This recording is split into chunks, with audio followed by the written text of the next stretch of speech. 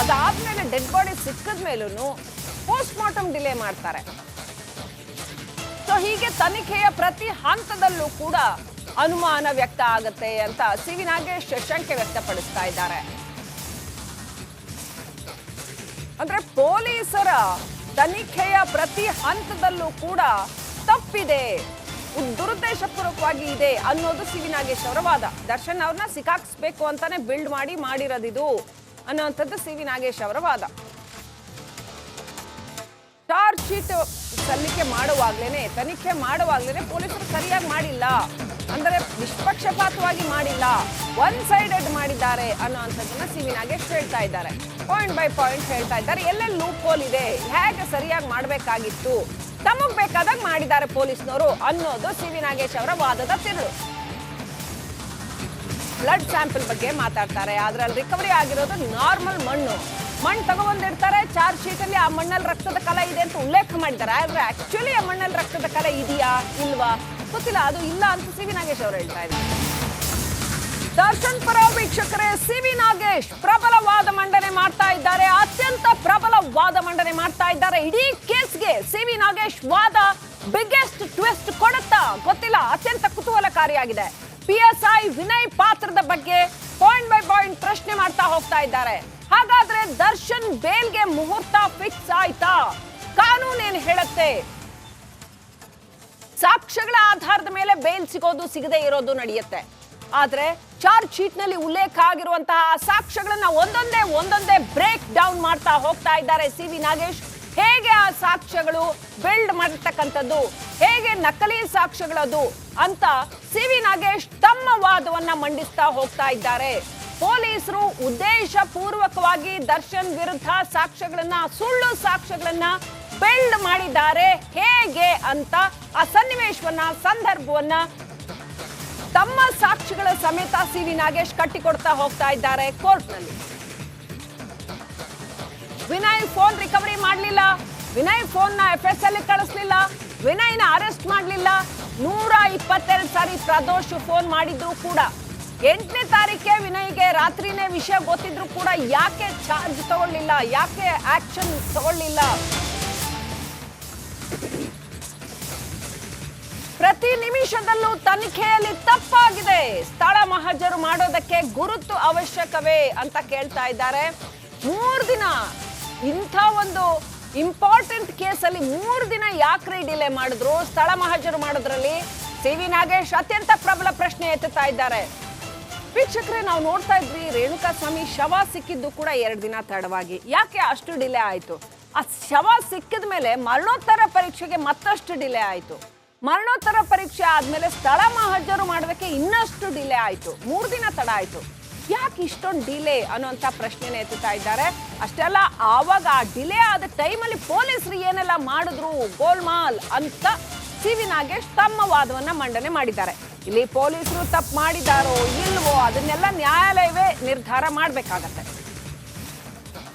ಯಾವ ಕಾಲಿನ ಶೂನಲ್ಲಿ ರಕ್ತದ ಕಲೆ ಇತ್ತು, ಶೂನಲ್ಲಿ ರಕ್ತದ ಕಲೆ ಕಂಡು ಬಂದಿದೆ ಅಂತ ಚಾರ್ಜ್ ಶೀಟ್ ಅಲ್ಲಿ ಹಾಕ್ಬಿಟ್ಟಿದ್ದಾರೆ. ಸರಿ, ಎಂತೆಂತ ಪಾಯಿಂಟ್ಸ್ ನೋಡಿ. ಬಲಗಾಲಿನ ಶೂನಲ್ಲಿ ರಕ್ತದ ಕಲೆ ಇತ್ತೋ, ಎಡಗಾಲಿನ ಶೂನಲ್ಲಿ ರಕ್ತದ ಕಲೆ ಇತ್ತೋ ಅನ್ನೋದನ್ನ ಮೆನ್ಷನ್ನೇ ಮಾಡಿಲ್ಲ. ಶೂನಲ್ಲಿ ರಕ್ತದ ಕಲೆ ಅಂತ ಹಾಕಿದ್ದಾರೆ. ನಿನ್ನೆ ನಾವು ನೋಡ್ತಾ ಇದ್ವಿ ಬಟ್ಟೆ ಮತ್ತು ಶೂಗಳನ್ನೆಲ್ಲ ವಾಶ್ ಮಾಡಿ ಆಗಿತ್ತು ಅಂತ. ಕಂಪ್ಲೀಟ್ ವಾಶ್ ಮಾಡಿ ಆದ್ಮೇಲೆ ಮತ್ತೆ ಅದ್ರಲ್ಲಿ ರಕ್ತದ ಕಲೆ ಇರುತ್ತಾ ಅನ್ನೋದು ಸಿ.ವಿ. ನಾಗೇಶ್ ಅವರ ಪ್ರಶ್ನೆ ಆಗಿತ್ತು.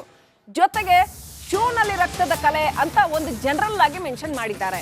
ಬಲಗಾಲು ಶೂನಲ್ಲೋ ಎಡಗಾಲು ಶೂನಲ್ಲೋ ಸ್ಪೆಸಿಫಿಕ್ ಆಗಿ ಮೆನ್ಷನ್ ಮಾಡಿಲ್ಲ. ಅಥವಾ ಎರಡೂ ಶೂನಲ್ಲಿ ರಕ್ತದ ಕಲೆ ಇತ್ತು ಅಂತಾನೋ ಏನನ್ನು ಸ್ಪೆಸಿಫಿಕ್ ಆಗಿ ಮೆನ್ಷನ್ ಮಾಡಿಲ್ಲ. ವೆರಿ ಇಂಟ್ರೆಸ್ಟಿಂಗ್ ವಾದ ಮಂಡನೆ. ಅದಾದ್ಮೇಲೆ ಡೆಡ್ ಬಾಡಿ ಸಿಕ್ಕಿದ ಮೇಲೂ ಪೋಸ್ಟ್ ಮಾರ್ಟಮ್ ಡಿಲೇ ಮಾಡ್ತಾರೆ. ಸೊ ಹೀಗೆ ತನಿಖೆಯ ಪ್ರತಿ ಹಂತದಲ್ಲೂ ಕೂಡ ಅನುಮಾನ ವ್ಯಕ್ತ ಆಗುತ್ತೆ ಅಂತ ಸಿ.ವಿ. ನಾಗೇಶ್ ಶಂಕೆ ವ್ಯಕ್ತಪಡಿಸ್ತಾ ಇದ್ದಾರೆ. ಅಂದ್ರೆ ಪೊಲೀಸರ ತನಿಖೆಯ ಪ್ರತಿ ಹಂತದಲ್ಲೂ ಕೂಡ ತಪ್ಪಿದೆ, ದುರುದ್ದೇಶಪೂರ್ವಕವಾಗಿ ಇದೆ ಅನ್ನೋದು ಸಿ.ವಿ. ನಾಗೇಶ್ ಅವರ ವಾದ. ದರ್ಶನ್ ಅವ್ರನ್ನ ಸಿಕ್ಕಾಕ್ಸ್ಬೇಕು ಅಂತಾನೆ ಬಿಲ್ಡ್ ಮಾಡಿರೋದಿದು ಅನ್ನೋಂಥದ್ದು ಸಿ.ವಿ. ನಾಗೇಶ್ ಅವರ ವಾದ. ಚಾರ್ಜ್ ಶೀಟ್ ಸಲ್ಲಿಕೆ ಮಾಡುವಾಗ್ಲೇನೆ, ತನಿಖೆ ಮಾಡುವಾಗ್ಲೇನೆ ಪೊಲೀಸರು ಸರಿಯಾಗಿ ಮಾಡಿಲ್ಲ ಅಂದರೆ ನಿಷ್ಪಕ್ಷಪಾತವಾಗಿ ಮಾಡಿಲ್ಲ, ಒನ್ ಸೈಡೆಡ್ ಮಾಡಿದ್ದಾರೆ ಅನ್ನೋಂಥದ್ದನ್ನ ಸಿ ವಿ ನಾಗೇಶ್ ಹೇಳ್ತಾ ಇದ್ದಾರೆ. ಪಾಯಿಂಟ್ ಬೈ ಪಾಯಿಂಟ್ ಹೇಳ್ತಾ ಇದ್ದಾರೆ. ಎಲ್ಲೆಲ್ಲಿ ಲೂಪ್ ಹೋಲ್ ಇದೆ, ಹೇಗೆ ಸರಿಯಾಗಿ ಮಾಡಬೇಕಾಗಿತ್ತು, ತಮಗ್ ಬೇಕಾದಾಗ ಮಾಡಿದ್ದಾರೆ ಪೊಲೀಸ್ನವರು ಅನ್ನೋದು ಸಿ ವಿ ನಾಗೇಶ್ ಅವರ ವಾದದ ತಿರುಳು. ಬ್ಲಡ್ ಸ್ಯಾಂಪಲ್ ಬಗ್ಗೆ ಮಾತಾಡ್ತಾರೆ. ಅದ್ರಲ್ಲಿ ರಿಕವರಿ ಆಗಿರೋದು ನಾರ್ಮಲ್ ಮಣ್ಣು ತಗೊಂಡಿರ್ತಾರೆ. ಚಾರ್ಜ್ ಶೀಟ್ ಅಲ್ಲಿ ಆ ಮಣ್ಣಲ್ಲಿ ರಕ್ತದ ಕಲೆ ಇದೆ ಅಂತ ಉಲ್ಲೇಖ ಮಾಡಿದ್ದಾರೆ. ಆದ್ರೆ ಆಕ್ಚುಲಿ ಆ ಮಣ್ಣಲ್ಲಿ ರಕ್ತದ ಕಲೆ ಇದೆಯಾ ಇಲ್ವಾ ಗೊತ್ತಿಲ್ಲ, ಅದು ಇಲ್ಲ ಅಂತ ಸಿ ವಿ ನಾಗೇಶ್ ಅವರು ಹೇಳ್ತಾ ಇದ್ದಾರೆ. ದರ್ಶನ್ ಪರ ವೀಕ್ಷಕರೇ, ಸಿ ವಿ ನಾಗೇಶ್ ಪ್ರಬಲ ವಾದ ಮಂಡನೆ ಮಾಡ್ತಾ ಇದ್ದಾರೆ. ಅತ್ಯಂತ ಪ್ರಬಲ ವಾದ ಮಂಡನೆ ಮಾಡ್ತಾ ಇದ್ದಾರೆ. ಇಡೀ ಕೇಸ್ಗೆ ಸಿ ವಿ ನಾಗೇಶ್ ವಾದ ಬಿಗ್ಗೆಸ್ಟ್ ಟ್ವಿಸ್ಟ್ ಕೊಡುತ್ತಾ ಗೊತ್ತಿಲ್ಲ, ಅತ್ಯಂತ ಕುತೂಹಲಕಾರಿಯಾಗಿದೆ. PSI ವಿನಯ್ ಪಾತ್ರದ ಬಗ್ಗೆ ಪಾಯಿಂಟ್ ಬೈ ಪಾಯಿಂಟ್ ಪ್ರಶ್ನೆ ಮಾಡ್ತಾ ಹೋಗ್ತಾ ಇದ್ದಾರೆ. ಹಾಗಾದ್ರೆ ದರ್ಶನ್ ಬೇಲ್ಗೆ ಮುಹೂರ್ತ ಫಿಕ್ಸ್ ಆಯ್ತಾ? ಕಾನೂನು ಏನ್ ಹೇಳುತ್ತೆ? ಸಾಕ್ಷ್ಯಗಳ ಆಧಾರದ ಮೇಲೆ ಬೇಲ್ ಸಿಗೋದು ಸಿಗದೆ ಇರೋದು ನಡೆಯುತ್ತೆ. ಆದ್ರೆ ಚಾರ್ಜ್ ಶೀಟ್ ನಲ್ಲಿ ಉಲ್ಲೇಖ ಆಗಿರುವಂತಹ ಸಾಕ್ಷ್ಯಗಳನ್ನ ಒಂದೊಂದೇ ಬ್ರೇಕ್ ಡೌನ್ ಮಾಡ್ತಾ ಹೋಗ್ತಾ ಇದ್ದಾರೆ ಸಿ ವಿ ನಾಗೇಶ್. ಹೇಗೆ ಆ ಸಾಕ್ಷ್ಯಗಳು ಬಿಲ್ಡ್ ಮಾಡಿರ್ತಕ್ಕಂಥದ್ದು, ಹೇಗೆ ನಕಲಿ ಸಾಕ್ಷ್ಯಗಳದು ಅಂತ ಸಿ ವಿ ನಾಗೇಶ್ ತಮ್ಮ ವಾದವನ್ನ ಮಂಡಿಸ್ತಾ ಹೋಗ್ತಾ ಇದ್ದಾರೆ. ಪೊಲೀಸರು ಉದ್ದೇಶ ಪೂರ್ವಕವಾಗಿ ದರ್ಶನ್ ವಿರುದ್ಧ ಸಾಕ್ಷ್ಯಗಳನ್ನ, ಸುಳ್ಳು ಸಾಕ್ಷ್ಯಗಳನ್ನ ಬಿಲ್ಡ್ ಮಾಡಿದ್ದಾರೆ ಹೇಗೆ ಅಂತ ಆ ಸನ್ನಿವೇಶವನ್ನ, ಸಂದರ್ಭವನ್ನ ತಮ್ಮ ಸಾಕ್ಷಿಗಳ ಸಮೇತ ಸಿ ವಿ ನಾಗೇಶ್ ಕಟ್ಟಿಕೊಡ್ತಾ ಹೋಗ್ತಾ ಇದ್ದಾರೆ ಕೋರ್ಟ್ನಲ್ಲಿ. ವಿನಯ್ ಫೋನ್ ರಿಕವರಿ ಮಾಡಲಿಲ್ಲ, ವಿನಯ್ ಫೋನ್ ನ FSL ಕಳಿಸ್ಲಿಲ್ಲ, ವಿನಯ್ನ ಅರೆಸ್ಟ್ ಮಾಡಲಿಲ್ಲ. 122 ಸಾರಿ ಪ್ರದೋಷ್ ಫೋನ್ ಮಾಡಿದ್ರು ಕೂಡ 8ನೇ ತಾರೀಕೆ ವಿನಯ್ಗೆ ರಾತ್ರಿನೇ ವಿಷಯ ಗೊತ್ತಿದ್ರು ಕೂಡ ಯಾಕೆ ಚಾರ್ಜ್ ತಗೊಳ್ಳಿಲ್ಲ, ಯಾಕೆ ಆಕ್ಷನ್ ತಗೊಳ್ಳಿಲ್ಲ? ಪ್ರತಿ ನಿಮಿಷದಲ್ಲೂ ತನಿಖೆಯಲ್ಲಿ ತಪ್ಪಾಗಿದೆ, ಸ್ಥಳ ಮಹಜರು ಮಾಡೋದಕ್ಕೆ ಗುರುತು ಅವಶ್ಯಕವೇ ಅಂತ ಕೇಳ್ತಾ ಇದ್ದಾರೆ. 3 ದಿನ ಇಂಥ ಒಂದು ಇಂಪಾರ್ಟೆಂಟ್ ಕೇಸಲ್ಲಿ 3 ದಿನ ಯಾಕ್ರಿ ಡಿಲೇ ಮಾಡಿದ್ರು? ಸ್ಥಳ ಮಹಜರು ಮಾಡೋದ್ರಲ್ಲಿ ಸಿ ವಿ ನಾಗೇಶ್ ಅತ್ಯಂತ ಪ್ರಬಲ ಪ್ರಶ್ನೆ ಎತ್ತುತ್ತಾ ಇದ್ದಾರೆ. ವೀಕ್ಷಕರೇ, ನಾವು ನೋಡ್ತಾ ಇದ್ವಿ ರೇಣುಕಾಸ್ವಾಮಿ ಶವ ಸಿಕ್ಕಿದ್ದು ಕೂಡ 2 ದಿನ ತಡವಾಗಿ. ಯಾಕೆ ಅಷ್ಟು ಡಿಲೇ ಆಯ್ತು? ಆ ಶವ ಸಿಕ್ಕಿದ ಮೇಲೆ ಮರಣೋತ್ತರ ಪರೀಕ್ಷೆಗೆ ಮತ್ತಷ್ಟು ಡಿಲೇ ಆಯ್ತು. ಮರಣೋತ್ತರ ಪರೀಕ್ಷೆ ಆದ್ಮೇಲೆ ಸ್ಥಳ ಮಹಜರು ಮಾಡೋದಕ್ಕೆ ಇನ್ನಷ್ಟು ಡಿಲೇ ಆಯ್ತು. 3 ದಿನ ತಡ ಆಯ್ತು. ಯಾಕೆ ಇಷ್ಟೊಂದು ಡಿಲೇ ಅನ್ನೋಂಥ ಪ್ರಶ್ನೆನ ಎತ್ತುತ್ತಾ ಇದ್ದಾರೆ.